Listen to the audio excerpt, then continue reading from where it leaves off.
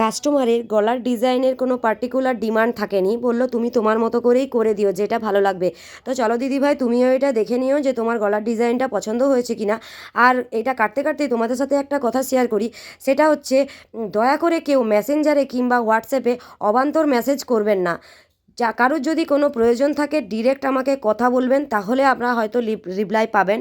নইলে কিন্তু অবান্তর প্রশ্ন করলে আমি মানে তাদেরকে ব্লক করতে বাধ্য হব। এইভাবে আপনারা মেসেঞ্জারে কল করছেন কিংবা মেসেঞ্জারে আপনারা হ্যালো হাই এইসব মানে প্লিজ করবেন না। আপনারা যদি কোনো প্রয়োজন থাকে ডিরেক্ট বলুন যে দিদি আমার এই প্রয়োজন, এটা আমার লাগবে, এটা আমায় অর্ডার করব, ঠিক আছে, কোনো অসুবিধা নেই। সেটা রিপ্লাই আপনারা পাবেন।